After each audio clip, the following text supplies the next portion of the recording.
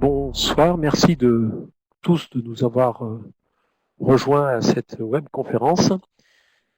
J'ai le plaisir de vous accueillir, chacune et chacun d'entre vous. Nous sommes tous dans un moment un peu particulier. Merci de partager ce moment. Beaucoup d'informations circulent. Nous cherchons tous, je crois, à des moyens de prendre du recul, d'essayer de comprendre ce qui se passe, d'essayer de comprendre ce qui se passe, bien sûr, sur le sanitaire, bien sûr, sur notre environnement politique et aussi, bien évidemment, depuis le début, sur notre environnement économique. Il y a un point particulier à cette période, c'est que personne d'entre nous ne sait, puisque personne d'entre nous, pour le coup, n'a vécu la globalité de ce qui est en train de se passer. Et ça nous donne, je crois, une raison de plus à la fois d'être humble par rapport à la connaissance et deuxièmement, du coup, à chercher à se compléter les uns les autres. C'est pour ça que nous avons organisé ce soir cette webconférence et je vous remercie d'y participer une nouvelle fois et ainsi accueillir aussi Isabelle Job-Basile et Pierre Benadjaoud qui sont deux dirigeants de notre direction des études économiques du groupe Crédit Agricole et c'est à eux que je vais passer tout de suite la parole parce que c'est eux qui ont la profondeur de la connaissance. Et nous reviendrons ensuite sur les questions-réponses éventuelles que vous pourrez nous poser au cours de cette conférence. Voilà, Isabelle, je crois, c'est toi qui commences. Oui, c'est moi. Merci Gérard. Bonsoir. Allons-y. Voilà, allons-y. Merci beaucoup pour ce mot d'accueil. Bonsoir à toutes et à tous. Effectivement, comme le dit Gérard, en toute humilité, je vais essayer de vous expliquer ce que l'on comprend de cette crise. On va voir que effectivement, dans la présentation, on va parler d'abord de ce triple choc. Puis on regardera la réponse rapide et massive qui a été apportée tant par les pouvoirs publics que par les banques centrales. Et puis on terminera par un point sur la France dans cette crise. Je vous propose d'aller au slide suivant.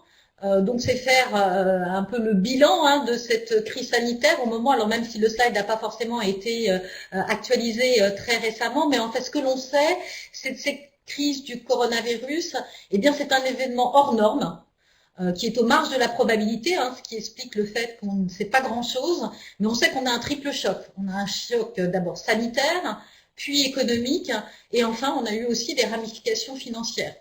Alors c'est ce qu'on appelle dans le jargon économique, vous allez peut-être le voir dans la presse, un signe noir. C'est-à-dire que c'est un événement qui a une très faible probabilité, mais qui a des conséquences potentiellement dramatiques. Alors on sait que cette épidémie, elle a débuté en Chine en décembre dernier, voire un peu plus tôt, avant de se propager au reste du monde. Alors d'abord en Europe, puis aux États-Unis, et puis maintenant ça se déplace vers l'Amérique latine. Mais globalement, tous les pays ont été touchés, alors à des degrés divers, avec au final à peu près 5 millions de cas avérés recensés au niveau mondial et à peu près un peu plus de 350 000 morts. Si on passe au slide suivant, eh bien, tout ça pour vous dire que la réponse qui a été donnée face à ce choc sanitaire ça a été des mesures de confinement qui se sont avérées la seule arme efficace que l'on connaissait pour endiguer la propagation du virus. Et ces mesures de confinement, elles ont porté un coup d'arrêt à l'activité, ce qui a créé deux chocs cumulés. Alors sur la partie droite, vous avez donc ce choc d'offres, puisqu'en fait on a des pans entiers de l'activité qui ont été mis volontairement à l'arrêt, notamment dans le secteur des services. Et puis les activités aussi industrielles ont été affectées, d'abord par la limitation de l'offre de travail liée à ces mesures de distanciation et de confinement, et puis également par la perturbation des chaînes de valeur globales avec des problèmes d'approvisionnement, mais également de logistique. Donc ça c'est le premier effet, c'est le choc d'offre. Et ceci se complète d'un choc de demande, puisqu'on a eu la fermeture des commerces et les freins à la liberté de mouvement qui ont restreint la consommation. Vous n'avez pas été libre de consommer durant cette période. La période aussi était empreinte d'une très forte incertitude, ce qui a probablement conduit au report et voire même à l'annulation des projets d'investissement et d'embauche des entreprises, tandis que la demande extérieure, eh bien, elle s'est nettement affaiblie puisqu'on a une crise à dimension mondiale qui a fait reculer le commerce international. Si on passe au slide suivant, ça vous permettra de vous mettre un peu en perspective cette crise économique. En fait, tous les pays aujourd'hui s'apprêtent à affronter une récession jamais vue depuis la Seconde Guerre mondiale. Alors, cette récession, on le sait, elle est totalement inédite, puisqu'elle ne résulte pas de récession un peu classique, où c'est le débouclage de déséquilibres économiques ou financiers qui ont été accumulés avant la crise, mais cette récession, elle résulte bien de la mise en coma artificielle, de cet arrêt volontaire des économies. Alors, le choc, comme vous le voyez sur ce slide, s'annonce d'une violence assez inouïe, comme en témoignent donc ces chiffres. Donc, je vais les reprendre un peu les uns derrière les autres. D'abord, vous avez cette estimation d'une contraction du PIB mondial de l'ordre de 3% sur l'année 2020, selon les hypothèses du FMI, qui d'ailleurs aujourd'hui peuvent paraître un petit peu optimistes.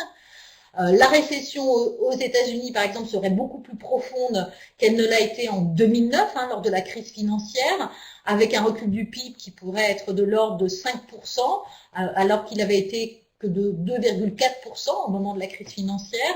Et puis, en plus, ce sera assorti d'une envolée du taux de chômage qui a déjà atteint à peu près 15% en avril aux États-Unis. On vient de 3,5% avant crise et on a atteint des niveaux des plus hauts depuis les années 30. Donc ça, c'est le premier élément. Vous voyez bien ce choc sur l'activité dans tous les pays et donc un choc à dimension mondiale. Et de facto, eh bien, comme ce choc est mondial, on va avoir un commerce mondial qui va être particulièrement affecté, puisqu'on a une chute de ce commerce qui devrait être de l'ordre de 13%. Alors, selon les données de l'OMC, qui estime qu'on pourrait être même sur une contraction plus forte si la crise venait à se prolonger. Et puis, la crise étant mondiale, eh bien, tous les secteurs à dimension internationale sont touchés. Alors, j'en ai listé quelques-uns. Vous avez d'abord, bien évidemment, le secteur aérien avec un trafic quasi nul. Et donc, c'est un secteur qui paie un lourd tribut avec une facture qui pourrait s'élever à plus de 300 milliards de dollars. Non, on peut rester sur le... Oui, on peut prendre celui-là comme slide. Enfin, en tout cas, ce secteur aérien avec une facture qui pourrait s'élever, qui est estimée aujourd'hui autour de 300 milliards de dollars, sachant que ce coût fait l'hypothèse qu'on va avoir une reprise graduelle en deuxième partie d'année, donc vous voyez qu'il pourrait être réévalué à la hausse. On a le transport maritime qui est lui aussi fortement impacté, alors sauf pour le cas particulier des tankers qui sont utilisés aujourd'hui pour stocker du pétrole bon marché. D'ailleurs, vous savez, vous l'avez bien vu que le secteur pétrolier souffre beaucoup, avec une chute de la demande qui a été combinée initialement à une guerre des prix, ce qui a entraîné une forte chute de cours de l'or noir, qui a atteint un plancher à 20 dollars pour le baril de Brent, avant un léger rebond ces dernières semaines.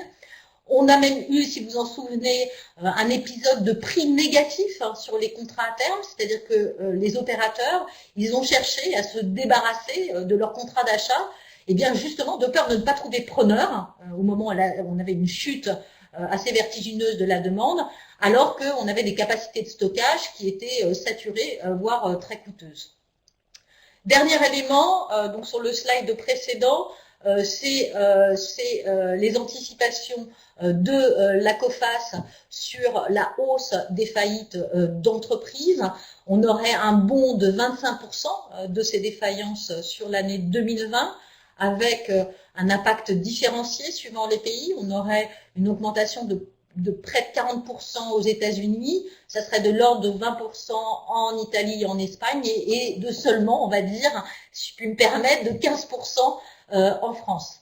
Alors de ce point de vue-là, ce qui peut être paraître un petit peu paradoxal, mais il va falloir être surtout très vigilant à ce risque au moment du redémarrage de l'activité.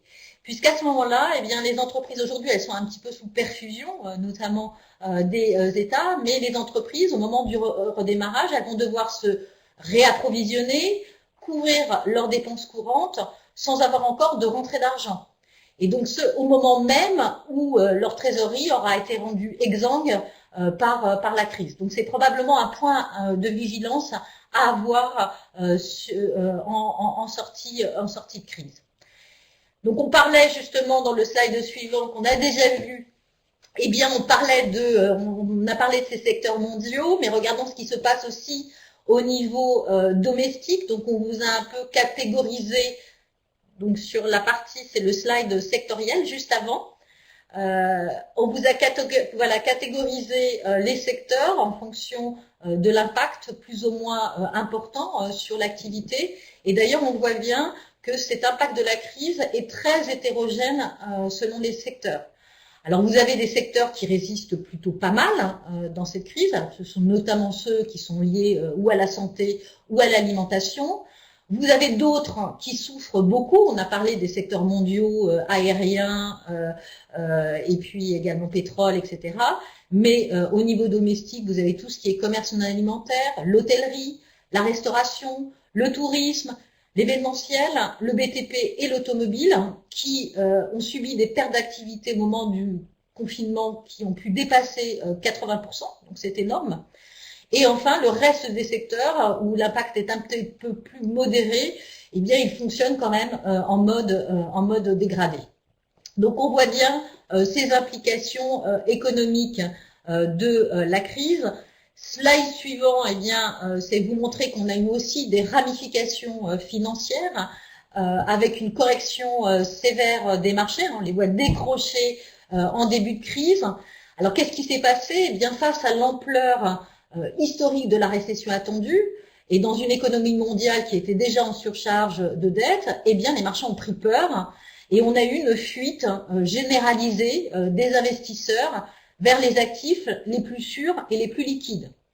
Et donc la liquidité, je ne sais pas si vous vous rappelez, avant la crise, on parlait beaucoup que les marchés étaient dans un bain de liquidité, notamment parce que les banques centrales étaient à la manœuvre et injectaient des liquidités. Eh bien cette liquidité, elle s'est évaporée sur les segments risqués de marché, notamment celui des obligations d'entreprise, et notamment pour les entreprises avec un risque de dégradation de la qualité du crédit perçu comme élevé, que ce soit parce ces entreprises ont déjà un niveau élevé d'endettement, soit parce qu'ils appartiennent à des secteurs qui vont être particulièrement sensibles pendant la crise.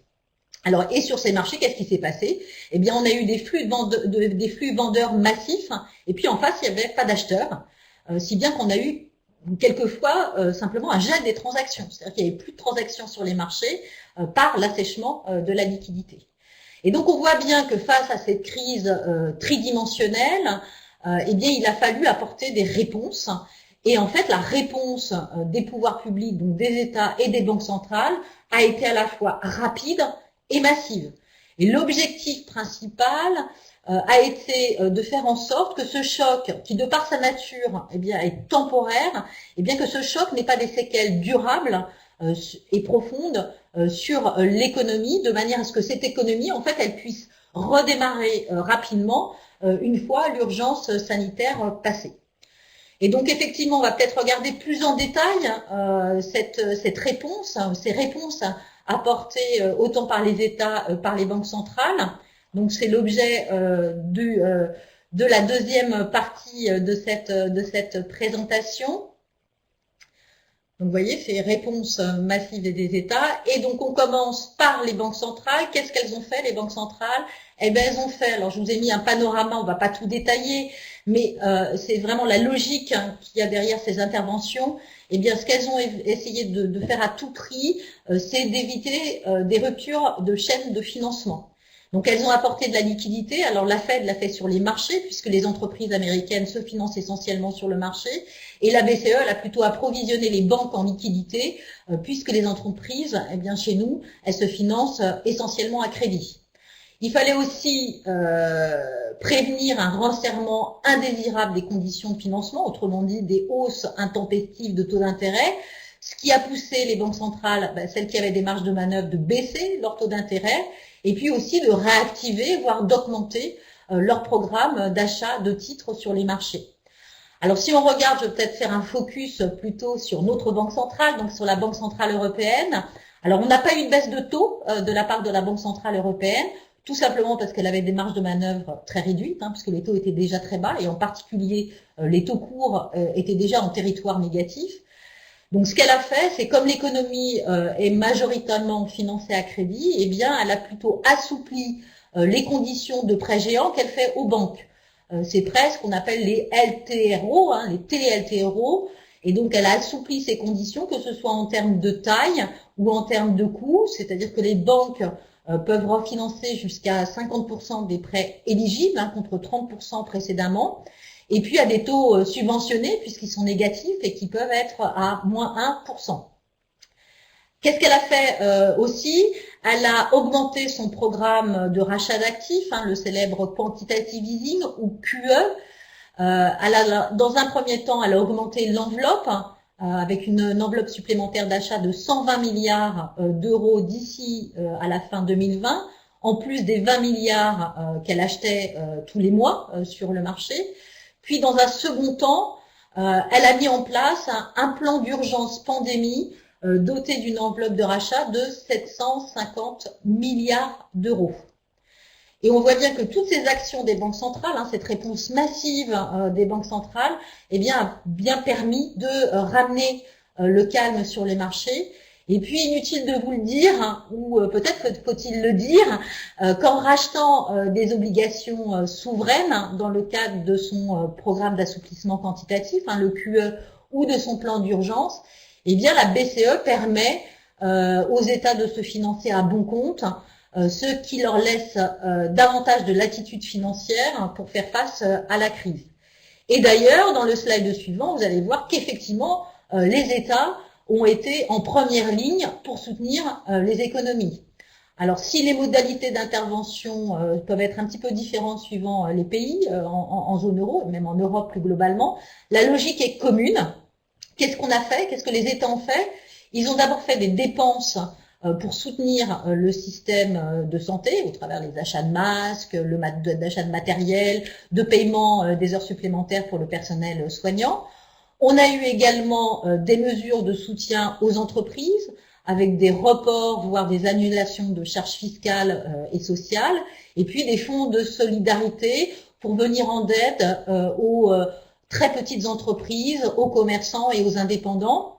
Et puis, comme on le verra notamment dans le cas de la France, on a eu aussi l'émission de garanties d'État pour des nouveaux prêts aux entreprises afin de couvrir les pertes de chiffre d'affaires liées à la crise, avec en plus des remboursements qui vont être étalés dans le temps. Donc tout a été fait effectivement pour apporter de la liquidité aux entreprises pour passer le cap de la crise. Et puis dernier élément, on a eu aussi des mesures de soutien à l'emploi et donc aux revenus des ménages, qui est la prise en charge par l'État du chômage partiel. Alors prise en charge plus ou moins généreuse suivant les pays. Donc ça, c'est vraiment au niveau national. Je veux quand même vous dire un petit mot de ce qui s'est passé sur l'Europe, puisqu'on a l'impression que l'Europe a été un petit peu en retrait dans cette crise. Alors, c'est quand même pas le cas. Alors déjà, pour laisser les coudées franches aux États, on a suspendu les règles budgétaires, donc ce qui donne plus de latitude financière aux États pour déployer des moyens financiers. Et puis, elle a apporté aussi sa contribution.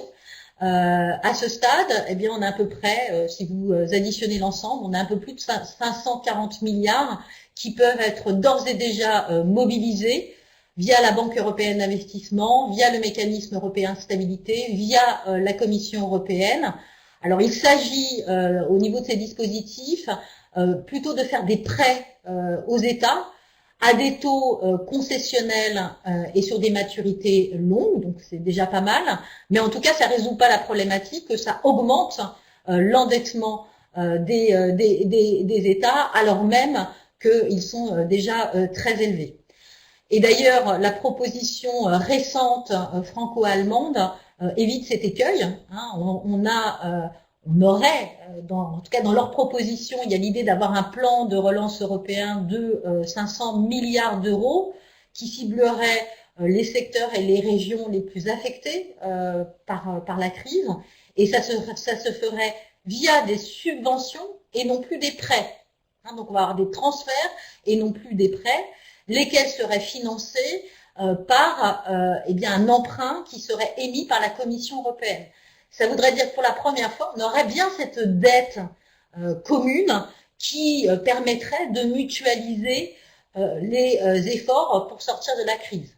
Alors, ce qui serait vraiment un grand pas vers plus de solidarité en Europe, même si rien n'est encore acté, il va falloir suivre ces prochains jours ce qui va se passer, puisque comme vous l'avez peut-être lu dans la presse, mais en réponse à cette proposition franco-allemande, eh bien, on a un certain nombre de pays, ce qu'on appelle les quatre frugaux, les Pays-Bas, l'Autriche, la Suède et le Danemark, qui se sont montrés hostiles à toute forme de mutualisation. Voilà, pour terminer sur le dernier slide, mais je ne vais pas élaborer plus avant, c'est vous montrer effectivement la logique commune qu'on a eue au niveau des réponses nationales, avec des plans de soutien qui représentent entre 3 et 5% du PIB pour chacun des pays énumérés ici, et puis auquel il faut ajouter à peu près 10% de PIB de garantie publique sur les prêts aux entreprises.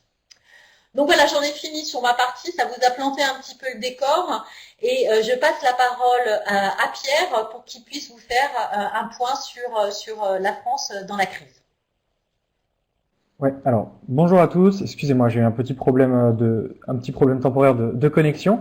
Donc oui, je vais vous parler un petit peu de l'impact sur l'économie française de la crise que nous traversons actuellement et des mesures qui ont été prises pour limiter l'ampleur de la catastrophe sanitaire liée à l'épidémie de coronavirus.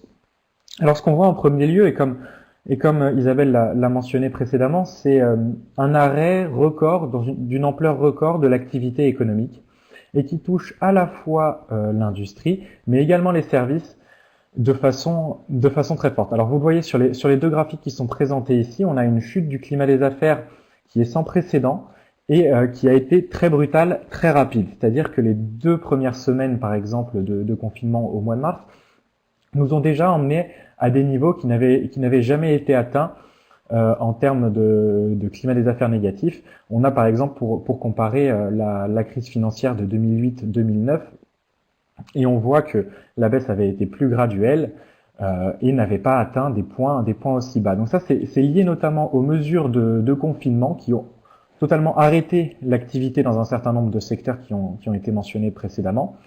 Et c'est également l'effet donc des répercussions de ces mesures sur les secteurs qui ne sont pas directement touchés, comme l'industrie et également la construction.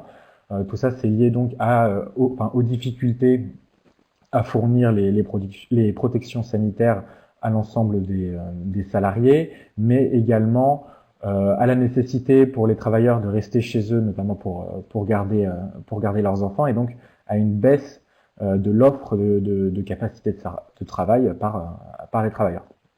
Donc tout ça s'est traduit aussi par une baisse record du PIB au premier trimestre, avec une contraction de 5,8% du PIB français par rapport au trimestre précédent. L'ampleur du recul a été un peu différente d'un pays à l'autre, notamment en Europe, avec l'Espagne donc qui a connu une contraction d'environ 5,2%, donc un chiffre assez similaire au nôtre. L'Italie qui semble pour l'instant s'en être un petit peu mieux tirée avec une contraction de seulement 4,5%, et l'Allemagne avec moins 2% de PIB au premier trimestre, mais c'est également lié à un confinement qui a été mis en place une semaine plus tard. Donc en fait, cette ampleur tout à fait record du recul de l'activité et puis de la récession, ça fait que notre manière habituelle de travailler est un petit peu chamboulée parce qu'on n'a pas de repères historiques, on n'a pas d'éléments de comparaison immédiat. Donc on a dû s'intéresser à nouveau à la structure de notre économie.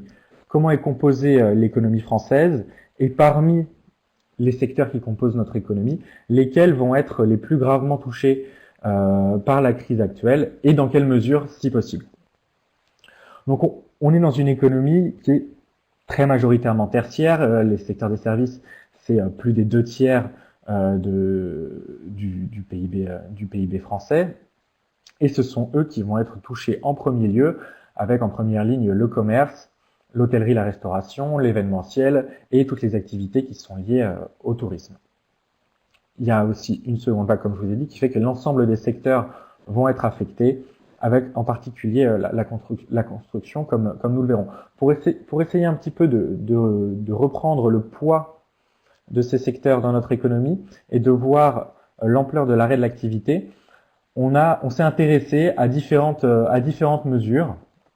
Alors il y a l'INSEE qui a fait un travail très intéressant là-dessus, on le verra par la suite, mais il y a également quelques indicateurs, comme par exemple sur le graphique de droite, le taux d'utilisation des capacités de production dans l'industrie, qui montre que en 2 mois, on est passé d'une utilisation des capacités de production dans l'industrie assez normale, avec un taux d'utilisation autour de 80%, à environ 45% au mois d'avril, en pleine période de confinement, ce qui fait qu'on est presque à moitié moins d'utilisation des capacités de production. Donc ça montre vraiment l'ampleur de l'arrêt, même dans les secteurs qui ne sont pas directement touchés par les mesures de confinement et par les mesures annoncées par le gouvernement.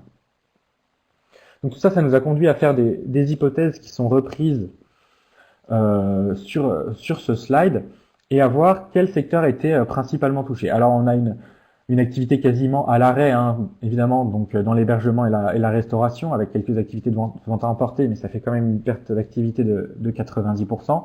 Le commerce, avec la fermeture de tous les commerces spécialisés pendant 8 semaines, donc une perte d'activité. Donc ça, c'est les services de commerce, hein, pas les ventes de biens, mais une perte d'activité sur les services commerciaux d'environ 55%, et un arrêt aussi très massif des chantiers pour des mesures sanitaires, ce qui va se traduire par une baisse de l'investissement qui est très massive, particulièrement en France, parce que si on compare l'impact au niveau sectoriel avec d'autres pays, et notamment avec l'Allemagne, les chantiers ont continué à fonctionner, et le secteur de la construction n'a pas été à l'arrêt, en tout cas pendant les premières semaines de confinement en Allemagne. Donc une ampleur de la construction qui est très forte, et qui fait que 2 semaines de confinement au premier trimestre, donc sur 1/6 du trimestre, ont conduit à un recul de l'activité de 5,8%.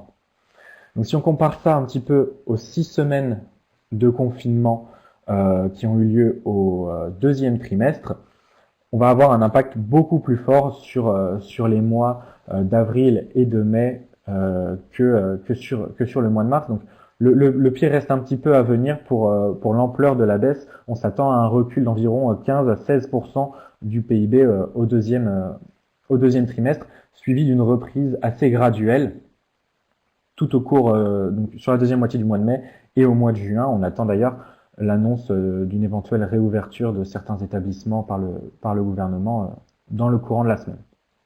Donc, après ce choc qui est brutal et qui est inédit, comme on mentionnait, il va y avoir forcément un rattrapage. Alors, ça ne veut pas dire qu'on va retrouver des niveaux d'activité similaires à ceux d'avant la crise, mais il va y avoir tout de même un rebond mécanique lié à la réouverture des commerces, donc ce qui est déjà le cas depuis 15 jours, lié également à la reprise progressive des chantiers, avec donc des nouvelles mesures sanitaires, c'est aussi le cas dans l'industrie. Mais donc, on va avoir une sorte de reprise. Donc, Isabelle mentionnait un petit peu les différents scénarios de reprise de l'activité. Un petit peu un scénario en U, donc une reprise progressive, avec un premier rebond assez mécanique qui ne nous permet pas de retrouver les niveaux d'activité d'avant la crise, mais ensuite une reprise progressive sur plusieurs trimestres pour se rapprocher un petit peu des niveaux d'activité qu'on a pu connaître, avec certains secteurs qui vont bien évidemment être plus durablement touchés. On pense notamment au tourisme, aux services de transport et à tous ces secteurs qui vont rester à l'arrêt plus durablement et au moins jusqu'à l'automne. Donc, j'ai un petit peu présenté l'impact côté offre, côté production, et l'approche qu'on a utilisée pour estimer le recul du PIB. D'ailleurs, j'en ai pas parlé, mais au niveau annuel, en prenant une hypothèse donc d'une reprise graduelle suite aux 2 mois de confinement, on avait une première estimation d'une contraction de 7,2% du PIB. Donc ça, c'était notre première estimation au tout début du mois d'avril. Compte tenu de ce qu'on sait actuellement et de l'ampleur de l'arrêt de l'activité dans certains secteurs, comme par exemple la construction ou les secteurs qui ne paraissaient pas en première ligne en premier temps, on va probablement revoir ces estimations à la baisse avec un impact plus négatif donc sur le PIB français qui pourrait reculer d'environ 9 à 10% en 2020 avant de connaître un rebond en 2021 comme je l'expliquais. Les impacts que j'ai montrés par secteur, on les retrouve pas mal sur le côté demande. Donc la demande, c'est à la fois la consommation des ménages et puis des administrations, mais également l'investissement, avec un recul d'environ donc 30% de la consommation des ménages et un recul de l'investissement très marqué lié à l'arrêt des chantiers. Les ménages vont avoir tendance à adopter des comportements de précaution. Donc il y a un effet lié au confinement qui fait que de toute façon ils n'ont pas le loisir, ils n'ont pas la possibilité d'acheter tout ce qu'ils souhaiteraient. Mais il y a également un effet de précaution, comme on peut le voir sur le graphique de droite. La confiance des consommateurs a commencé à chuter au mois d'avril, mais en particulier les perspectives économiques, un petit peu la vision que peuvent avoir les consommateurs sur leur capacité financière à venir, sur leur emploi futur, tout ça, c'est vraiment pénalisé par la crise actuelle, ce qui va entraîner un report massif des achats importants, comme on peut le voir, et donc par conséquent une hausse massive de l'épargne, en particulier pendant le confinement. Donc on y reviendra tout à l'heure, mais c'est vraiment l'utilisation de ce surplus d'épargne et le retour de la confiance qui va permettre à l'économie de redémarrer dans les trimestres à venir. Alors quelle réponse a apporté le gouvernement face à ce choc? On peut distinguer donc plusieurs types de mesures. Tout d'abord les mesures destinées à soutenir la trésorerie des entreprises.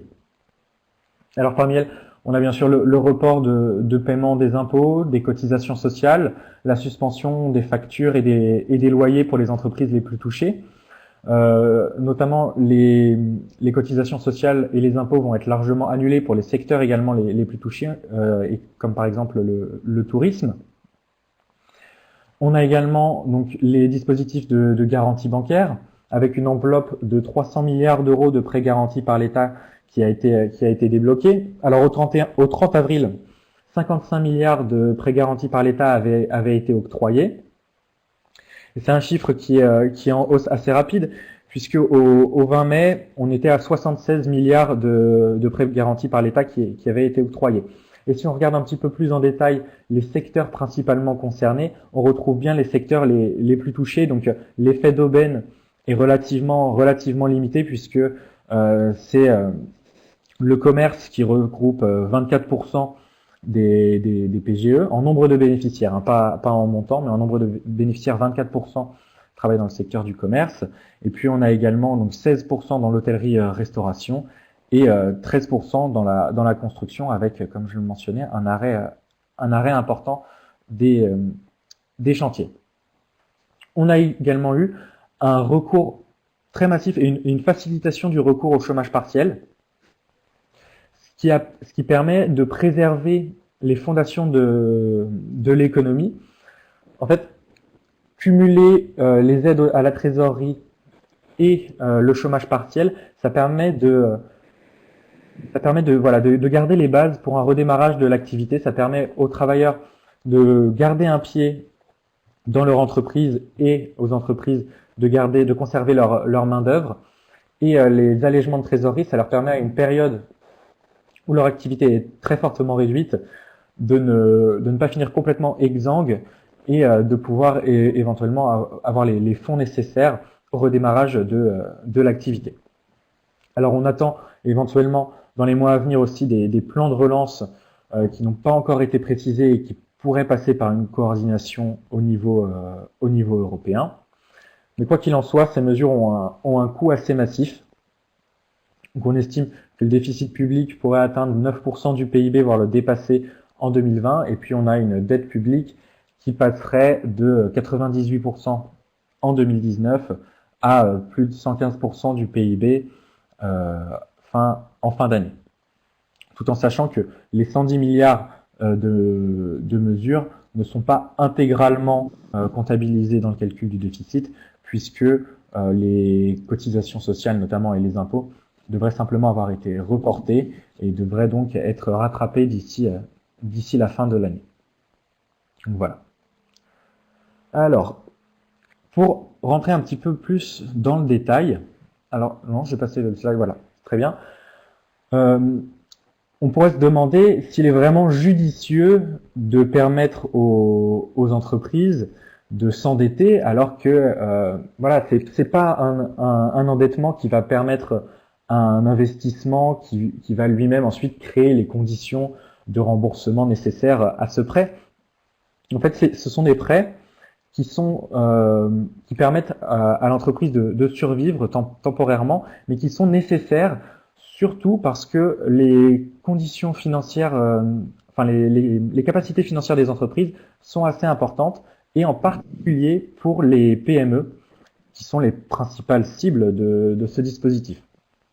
On voit notamment que le taux d'endettement des PME est resté relativement stable sur les dernières années, mais qu'elles ont en parallèle accumulé de la trésorerie, ce qui fait que leur taux d'endettement net a été en relative baisse. Donc elles disposent d'une certaine marge de manœuvre pour solliciter du crédit et pour préserver un petit peu leur activité pendant la période du confinement et ensuite lors du redémarrage, qui sera sûrement la période d'ailleurs la plus délicate. L'autre dispositif très important, donc, c'est limiter l'impact sur l'emploi via le recours au chômage partiel. Alors, à l'annonce du dispositif en mars, la ministre du Travail, Muriel Pénicaud, estimait qu'environ 2 millions de salariés seraient concernés par le dispositif, ce qui correspondait grosso modo aux salariés des 800 000 entreprises concernées par les fermetures obligatoires d'établissements, donc les entreprises du secteur du commerce et puis l'hébergement de la restauration. En fait, le recours a été beaucoup plus massif, avec les services aux entreprises qui ont eu un recours massif au chômage partiel, la construction également, et l'industrie. Ce qui fait que le nombre de salariés couverts par le chômage partiel est de plus de 12 millions au 18 mai. Alors, parmi ces 12 millions, tous les salariés ne seront effectivement pas placés au chômage partiel, puisque les entreprises se servent du dispositif pour se couvrir en cas de baisse soudaine de l'activité, mais ça montre quand même l'ampleur de la crise sur l'emploi. Et sans ce recours au chômage partiel, on aurait pu se retrouver dans des situations assez proches de celle qui a lieu actuellement aux États-Unis, avec près de 30 millions de demandeurs d'emploi supplémentaires en un mois. Néanmoins, le dispositif ne va pas complètement éviter la hausse du chômage, puisque certains salariés particulièrement exposés qui ont des contrats un petit peu plus précaires, donc on va penser aux CDD très courts ainsi qu'aux personnes en intérim, vont se retrouver au chômage, parce que ça va être des contrats qui ne vont pas être renouvelés ou qui n'ont pas été renouvelés déjà au cours des mois de mars et des mois d'avril. Donc au total, on estime que le nombre de demandeurs d'emploi devrait augmenter d'environ 700 000 sur le premier semestre, avec éventuellement également une hausse au deuxième semestre, avec certaines entreprises qui par exemple ne survivraient pas lors du redémarrage de l'activité. Néanmoins, c'est un dispositif qui est vraiment nécessaire pour préserver le revenu, puisque on a vu qu'il y avait une baisse de la consommation d'environ 30%, mais le revenu des ménages n'a chuté que d'environ 7% sur le premier trimestre, ce qui fait, voilà, ça me permet d'enchaîner un petit peu sur le point que je mentionnais tout à l'heure, c'est cette accumulation d'épargne qui va être le moteur de la reprise. Alors, on a vu, dans les données nous montrent que au mois de mars, les collectes sur les dépôts à vue et les livrets bancaires avaient été records. On est sur l'ordre d'environ 20 milliards d'euros de collecte au mois de mars, contre 5 milliards d'euros environ sur un mois moyen sur les 2-3 dernières années. Et pour permettre à ce surplus d'épargne d'être utilisé, que ça va vraiment être la principale condition du redémarrage de l'activité, il faut une visibilité plus grande et il faut un retour de la confiance des consommateurs. Une confiance qui va donc, et cette visibilité elle va être permise par le dispositif de chômage partiel qui permet aux travailleurs de conserver voilà une certaine assurance sur leur flux de revenus futurs, mais également par la résolution de la crise sanitaire. Et c'est pour ça que l'incertitude reste assez élevée sur ce pourcentage, enfin sur ce potentiel de rattrapage.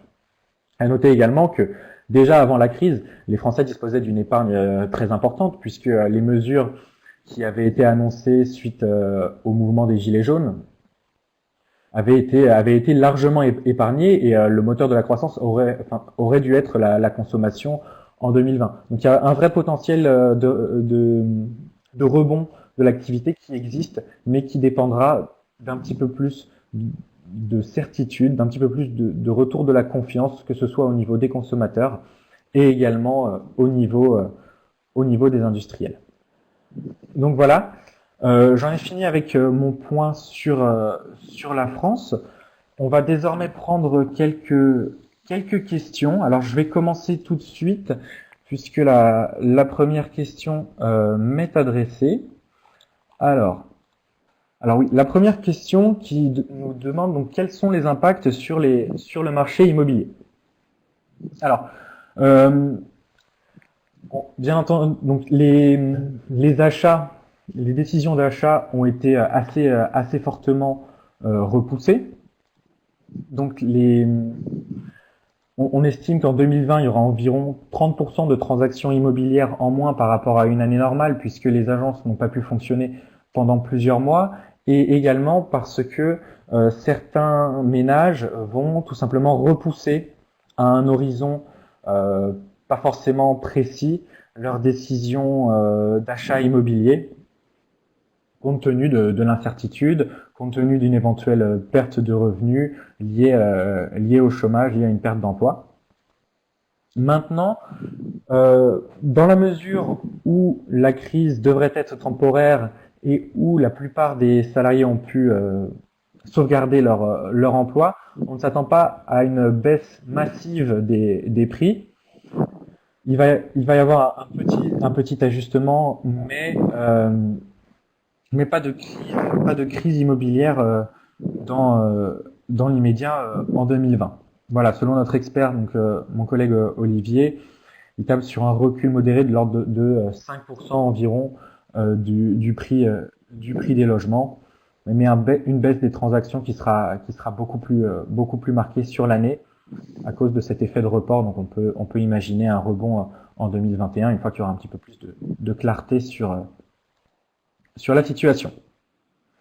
J'avais une deuxième question qui était sur le risque inflationniste. Donc quel risque inflationniste? C'est une question qui est revenue plusieurs fois. Alors, pour nous, le risque inflationniste est assez limité.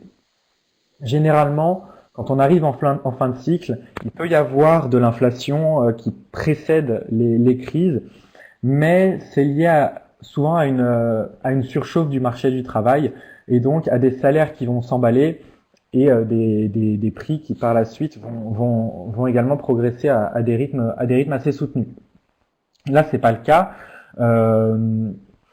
Malgré l'abondance de liquidités déjà depuis 2016 avec le programme d'achat d'actifs de la Banque centrale, on n'a pas eu d'effet inflationniste en Europe. Il y a simplement eu une sorte de redémarrage de l'investissement et on ne voit pas cet effet inflationniste arriver dans les années à venir, malgré encore une fois l'abondance de liquidités, parce que déjà le chômage est assez élevé.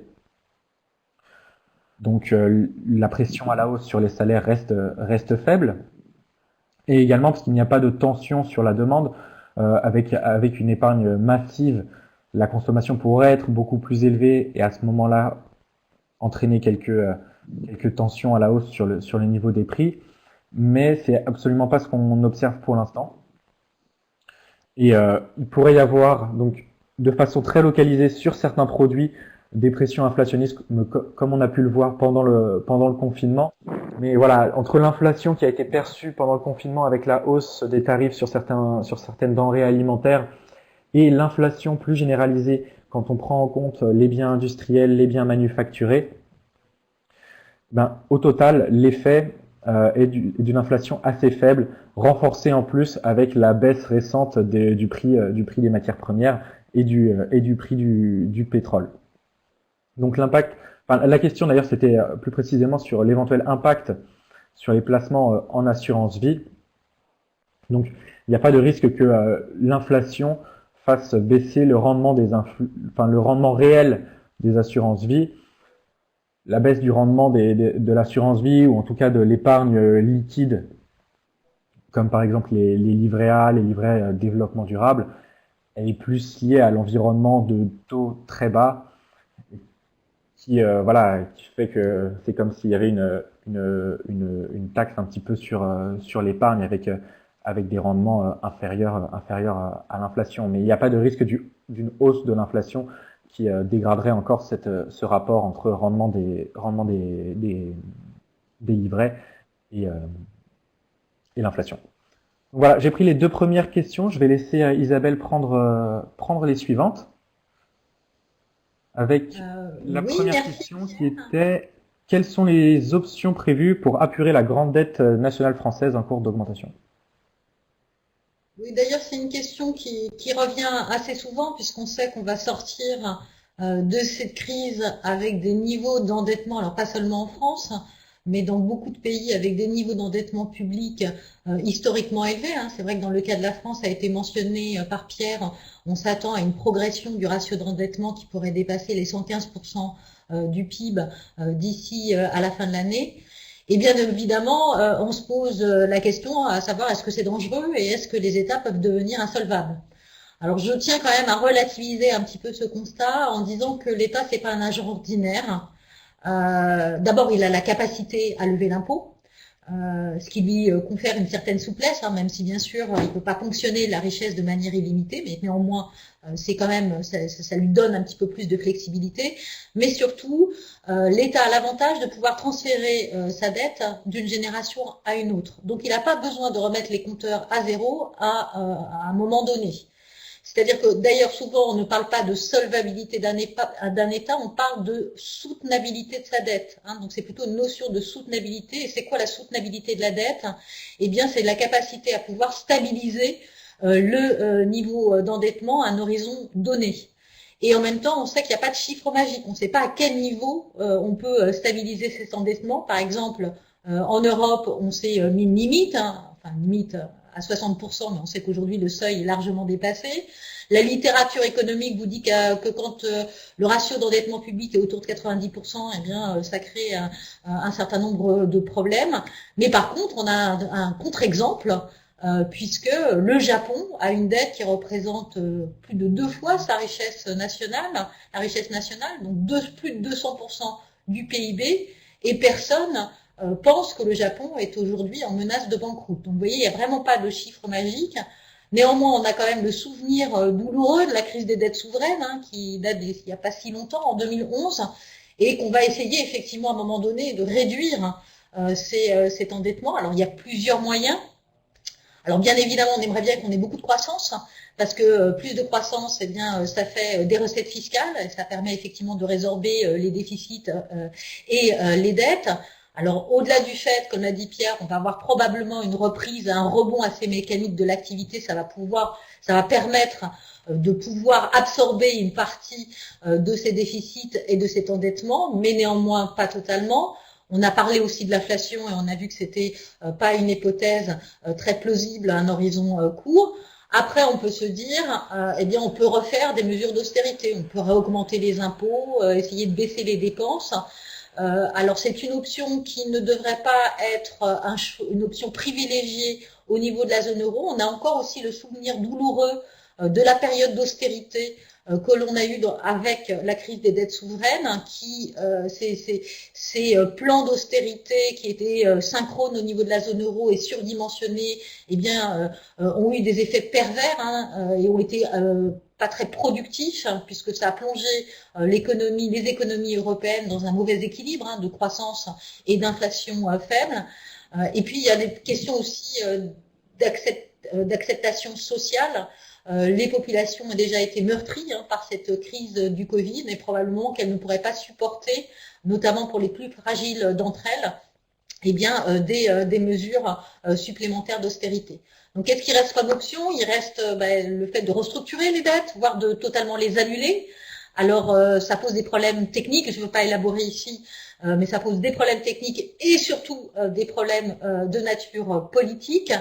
Et donc, le plus probable, eh bien, c'est que la BCE soit à la manœuvre, c'est-à-dire qu'elle va essayer de maintenir des taux d'intérêt très bas pendant très longtemps, parce que c'est une économie de dépenses pour les États.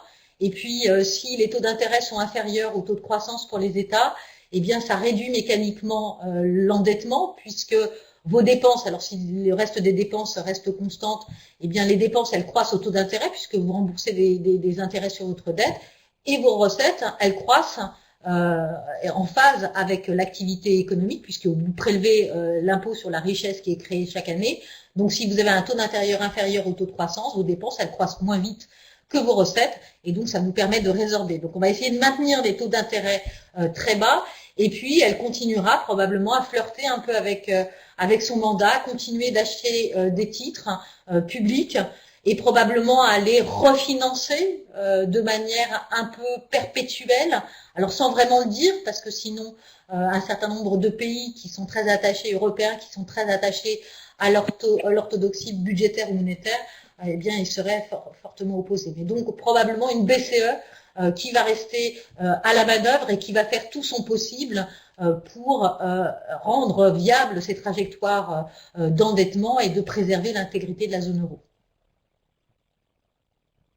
Et je crois qu'il y avait aussi une deuxième question qui revient aussi assez fréquemment, c'est sur la survie de l'euro face à cette crise. La réponse est oui, c'est probablement un nouveau test pour la zone euro et pour l'Europe en général, on sent bien la nécessité de plus de solidarité au niveau européen, sans quoi on pourra avoir des forces centrifuges et notamment une divergence des économies qui en fait nuirait à la cohésion d'ensemble et qui pourrait être finalement fatale à la zone euro ou à l'Europe. Donc on a vraiment ce besoin de solidarité. Alors c'est vrai que cette solidarité, elle se fait attendre, même si bien évidemment on l'a décrit tout à l'heure, on a quand même des initiatives qui ont été prises. On a dit, on a suspendu les règles budgétaires, on a des possibilités de mobiliser un certain nombre de fonds pour pouvoir financer un certain nombre de dépenses par les pays membres de l'Europe. Et par ailleurs, et là c'est vraiment le message très positif, c'est celui donné par cette proposition franco-allemande qui met au cœur effectivement de ce plan de relance cette idée de solidarité de fait. Et donc, il faut probablement suivre ce qui va se passer dans les prochains jours, mais on arrivera à une forme de compromis malgré l'hostilité d'un certain nombre de pays et qui marquerait peut-être d'ailleurs une forme un peu de rupture dans la construction, enfin une nouvelle avancée dans la construction européenne avec effectivement cette solidarité de fait qui arriverait à se concrétiser, mais effectivement à suivre. Après, il y avait la question, je crois que Gérard avait la question sur les dettes subordonnées bancaires étrangères à la France, sur le Crédit Agricole avec l'épisode Emporiki. Donc l'épisode Emporiki, c'est l'épisode en Grèce. Donc c'est la crise grecque, c'est la crise de la dette en Grèce avec ses effets de contagion au reste des économies européennes, notamment les plus endettées d'entre elles, puisqu'on a eu des effets de contagion sur l'Irlande, le Portugal, également sur l'Espagne et l'Italie. Donc le groupe Crédit Agricole depuis n'a pas accumulé en tout cas de dette souveraine dans son bilan. Elle a notamment par sa filiale d'assurance par contre une exposition assez importante à la dette française, c'est-à-dire qu'effectivement dans vos plans d'assurance vie, eh bien vos cotisations elles sont réinvesties et en partie sur la dette française. Et en ce qui concerne alors l'exposition des dettes subordonnées, je ne connais pas exactement le montant, mais sachez qu'effectivement, de par son implantation en Italie, le Crédit Agricole est exposé bien évidemment à l'économie italienne, sachant qu'on est plutôt exposé sur le nord de l'Italie. Alors certes, ça a été la partie de l'économie italienne qui a été le plus touchée par la crise du Covid, mais c'est aussi la partie de l'Italie qui est la plus productive. Hein, c'est la plus industrielle, la plus productive et probablement celle qui a une plus grande capacité de rebond.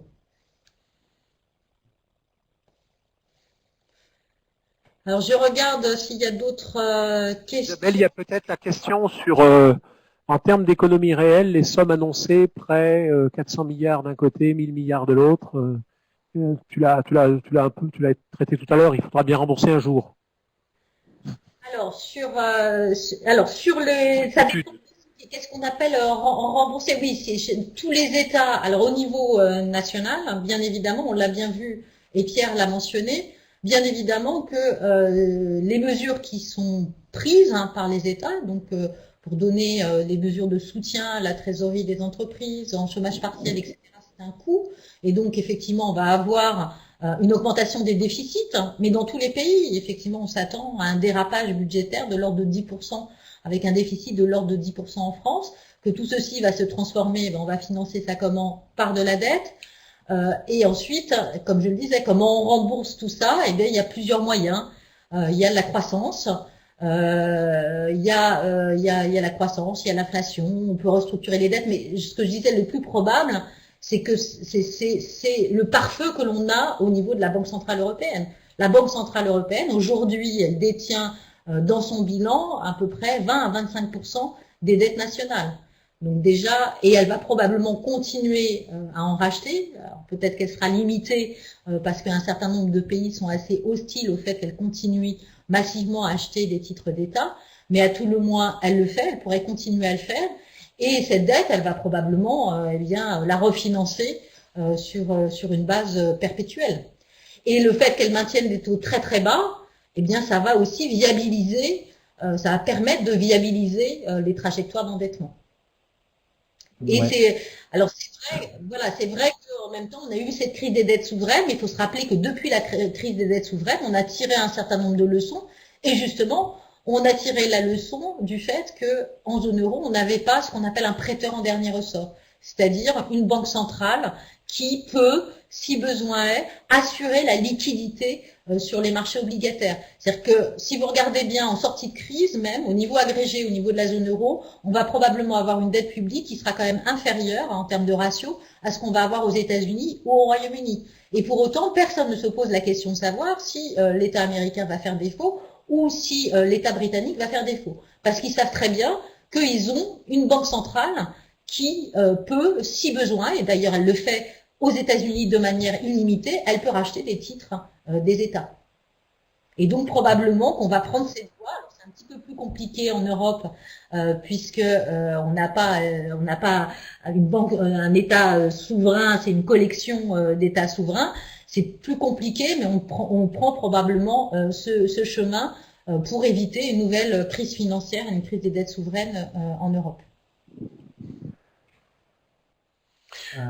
Le temps avance. Je vous propose de prendre peut-être quelques-unes des autres questions. Je viens d'investir dans les SCPI et d'ici doit-on s'attendre à des chutes importantes de dividendes? Bon, je crois qu'à ce jour, ça a été dit tout à l'heure sur l'immobilier. D'abord, on a parlé de l'immobilier résidentiel, mais il y a aussi beaucoup d'investissements en immobilier de bureaux. Les choix des CPI du Crédit Agricole sont des choix de premier plan sur des grandes villes européennes, sur des investissements répartis. Ce qu'on conseille à nos clients, on essaye de le faire pour eux dans nos outils collectifs. Donc à ce jour, on n'est pas dans ce niveau d'inquiétude. Pour la collecte du livret A, autre question, pourquoi la collecte du livret A augmente alors que celle de l'assurance vie diminue? Alors c'est un mécanisme qui, à court terme en tout cas, et alors il faudra voir si ça continue, mais à court terme est explicable par des choses extrêmement concrètes. Si je prends le territoire du Crédit Agricole Loire-Haute-Loire, l'argent sur les dépôts à vue, donc c'est de la non-consommation, ça a été expliqué tout à l'heure, entre fin mars et fin avril, les dépôts à vue ont progressé de 20%. Les livrets A ont progressé de 11%. Et effectivement, l'assurance vie plafonne. Alors, la raison, c'est que l'argent déposé sur les dépôts à vue, c'est de la non-consommation, du revenu non consommé. Le livret A, il y a juste une petite opération à faire à distance, tranquillement, avec son smartphone ou sur le site du Crédit Agricole. Et concernant l'assurance vie, un certain nombre d'opérations sont un peu moins automatisées. Et nos collaborateurs, le niveau d'activité, vous vous en doutez, de mi-mars à début mai, en tout cas, a été relativement plus bas. Donc, moins de sollicitations, moins de virements vers l'assurance vie. Je crois qu'au niveau national, c'est 9 milliards qui a été collecté et 11 milliards qui sont sortis, d'où une baisse effectivement récente, mais qui nous paraît pas du tout structurelle. L'assurance vie restant un excellent véhicule dans la gestion du patrimoine et en particulier dans la gestion de la transmission. C'est d'ailleurs pas une affaire de taux non plus à cet égard. Oui, Euh, oui, Gérard, oui. c'est vrai que aujourd'hui c'est une épargne de précaution. Enfin, c'est-à-dire que ça reste, comme tu dis, c'est plutôt. Moi, je la qualifie d'épargne de non-consommation. C'est une épargne forcée. C'est une épargne forcée. Ouais, c'est une épargne. C'est de la non-consommation. C'est ça, c'est une forme d'épargne forcée. Parce que si on prend 100 de revenus ou 84 pour ceux qui ont eu du chômage partiel, les dépenses de logement et au sens large et d'alimentation, même un peu accentuées, pour des raisons de consommation à domicile, laissent entre les deux, du fait des commerces fermés, un peu de place budgétaire. Pour l'instant, on le retrouve effectivement sur les dépôts pour l'instant, et c'est là où je converge dans notre observation locale complètement sur ce qui a été dit tout à l'heure. Soit on fait de l'optimisme et on fait de cette épargne forcée autre chose et la consommation, soit on en fait une épargne de précaution et là, ça va être plus long pour se remettre en route. Donc, place à l'optimisme si on veut que tout reparte. Face à cette crise économique et aussi sociale et environnementale, le Crédit Agricole envisage-t-il d'amplifier ses efforts vers une offre de placement à caractère solidaire, vers des investissements socialement responsables? Là, il faut regarder du côté en particulier de l'offre d'Amundi, qui est très, très, très, très largement aujourd'hui orientée dans ce sens. Vous savez que c'est le seul établissement européen dans les 10 premiers mondiaux, et Amundi a pris très tôt ce virage, et surtout des investissements socialement responsables et aussi des placements à caractère solidaire. Donc je crois qu'il y a un mouvement qui est largement engagé dans le groupe. Voyons les conseiller pour mieux les découvrir. Alors, il y avait peut-on s'entendre sur une taxation de l'épargne? Isabelle, je te la laisse, celle-là. Je crois que c'est déjà fait par les taux bas, mais si tu peux prolonger la réponse. Voilà, exactement. Quelque part, le fait d'avoir des taux bas qui peuvent être même négatifs en termes réels, c'est une forme de taxation de l'épargne, puisque ça ne maintient pas le pouvoir d'achat de votre épargne. Donc il n'y a pas besoin, c'est une taxation qui est déguisée, mais elle a les mêmes effets. Et probablement qu'on va rester dans cet univers de taux très bas. Et donc, effectivement, on peut parler d'euthanasie du rentier de ce point de vue-là, avec des rémunérations qui vont rester très faibles, à moins de prendre du risque. Hein, c'est toujours la même chose. Les taux sont très bas sur des placements qui sont liquides et sans risque. Et en particulier, on parlait de l'assurance vie. Dès que vous allez sur des produits un petit peu plus risqués, vous pouvez effectivement aller grappiller un petit peu de rendement, mais effectivement, il faut en assumer le risque. Aujourd'hui, il n'y a pas de placement sans risque qui rapporte... Après, une forme de stabilisation des prix du résidentiel, plus des taux très bas, c'est aussi un bon moment pour les investisseurs. Oui, puis on voit bien, même en bourse, on voit très très bien qu'il y a probablement des points d'entrée. Il y a quand même, les bourses sont pas mal corrigées. On voit bien que d'ailleurs, après cette correction du fait de la réassurance qui a été apportée par les banques centrales, on a quand même des marchés qui ont pu rebondir. Et on va voir, enfin, si tant est qu'effectivement, eh bien, le profil de reprise que vous nous a décrit, où on a quand même peut-être du rattrapage qui va se produire, eh bien, à un moment donné, on pourra avoir aussi des marchés financiers qui soient un petit peu plus porteurs, sachant qu'ils n'ont peut-être pas encore complètement digéré toutes les mauvaises nouvelles qui vont arriver. Mais il y a quand même possiblement quelques points d'entrée sur des secteurs qui, en plus, sont des secteurs porteurs sur l'avenir. Alors, il y avait une dernière question également sur qu'en est-il du rapatriement de la sous-traitance en France, l'augmentation du prix de revient et la probable baisse du pouvoir d'achat. Donc là, on parle un petit peu plus des relocalisations. Alors, on en a entendu parler notamment au tout début de la crise, hein, sur certains secteurs stratégiques, comme par exemple la souveraineté sanitaire avec la production de médicaments qui se fait très majoritairement, enfin le principe actif en tout cas, qui se fait très majoritairement en Inde et en Chine, la production de masques également. Mais hormis certains secteurs où il pourrait y avoir voilà une sorte de régionalisation plus que de vraie relocalisation en France précisément pour des questions de souveraineté, c'est assez difficile aujourd'hui d'envisager une vraie relocalisation des chaînes de valeur mondiale, hein. Les avantages comparatifs en termes de coûts de production existent toujours, et le problème, c'est un peu trop peut-être la dépendance à un pays en particulier. Donc ce qu'on pourrait plutôt imaginer, ce serait voilà éventuellement un éclatement un peu plus large sur différents pays où les coûts de production sont faibles des chaînes de production, plutôt qu'une relocalisation qui créerait de l'inflation via une hausse des coûts de production. Donc pour l'instant, le rapatriement de la sous-traitance et le retour des chaînes de valeur en France et même dans une plus large mesure en Europe de façon généralisée paraît assez improbable. Voilà. Je vous remercie, puis je vais laisser le mot de la fin à Monsieur Ouvrier-Buffet.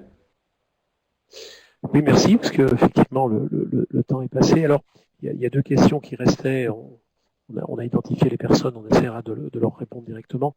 Ce que je voudrais dire en faisant extrêmement court, c'est vous remercier tous d'avoir participé, remercier Isabelle et Pierre pour leurs apports.